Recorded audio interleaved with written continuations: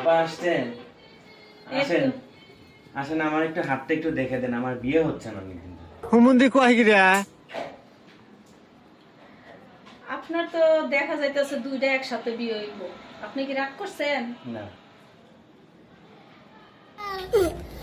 আপনার প্রথম বউ অন্য জনের সাথে রিলেশন করে ভাগ্যে বিয়া করে ফেলবো। আপনি কি এটা রাগ করছেন? না। তাহলে একবার আলহামদুলিল্লাহ বলেন, আলহামদুলিল্লাহ। আর একবার বিসমিল্লাহ বলেন। বিসমিল্লাহ।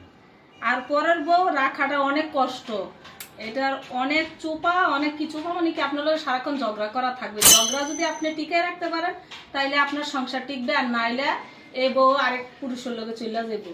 আপনি কি রাগ করলেন ভাই? না। कहाँ से आते हैं? আর আপনি এত বেশি টেনশন করেন, বেশিরভাগ টেনশনের কারণে আপনার চুল সামনের দিকে কইরা যেতে পারে, তারপরে এই কারণে আপনার বউ আপনার কাছে থাকতে চাইবো না। আপনি কি আসলে রাগ করলেন? না, রাগ করি। তাইলে আরেকবার আলহামদুলিল্লাহ বলেন। আলহামদুলিল্লাহ। ওপরে আল্লাহ সাক্ষী, আর আপনি এই জায়গায় আছেন, আমার জবান মতো কথা তর্কাতর্কি না করে আর সত্যি করে একটা প্রশ্নের উত্তর দিবেন, ঠিক আছে? হ্যাঁ, বলেন। আলহামদুলিল্লাহ বলেন। আলহামদুলিল্লাহ। আপনার হাতের রেখা দেখে বোঝা যাইতেছে আপনি যারে বেশি বিশ্বাস করেন তারে সবকিছু আপনার মনের উজাই করে আপনি এইভাবে সব দিয়া দেন। তা কি সত্যি? হ্যাঁ, সত্যি। আসলে কি রাইট? রাইট। তাইলে আলহামদুলিল্লাহ বলেন। আলহামদুলিল্লাহ। আরেকটা কথা, আপনাকে দেখা যায় আপনার মন বেশি ভালো, আপনার পিছনে অনেক শত্রু, সেই শত্রু আপনার বন্ধু হইয়া আপনাকে পিছনে কূপ মারতে চায়।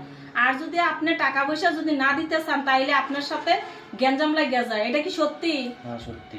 তাইলে আপনি আলহামদুলিল্লাহ বলেন। আলহামদুলিল্লাহ। আরেকবার আলহামদুলিল্লাহ। আলহামদুলিল্লাহ। বিসমিল্লাহ বলেন। বিসমিল্লাহ। তা আপনার এগুলা ফারাফুরা কাটাইতে গেলে আপনার যদি 500 টাকা লাগতে পারে, আপনি কি দিতে পারবেন আমারে? ইনশাআল্লাহ। আপনি দিতে পারবেন না? হ্যাঁ, দিতে পারবো। তাইলে আলহামদুলিল্লাহ বলেন। আলহামদুলিল্লাহ। 500 টাকা আমি কথা বলা শেষে যাওয়ার সময় আমি কোনো কিছু আপনার টাকা চাবো না, আপনি আস্তে করে আমার হাতে মোট করে টাকাটা দিয়ে দিবেন, ঠিক আছে? ঠিক আছে। তাহলে আলহামদুলিল্লাহ বলেন। আলহামদুলিল্লাহ। তাহলে আমি এখন যাচ্ছি, আপনি আমার ইশারা দিয়ে 500 টাকা দিয়ে দিবেন। আচ্ছা।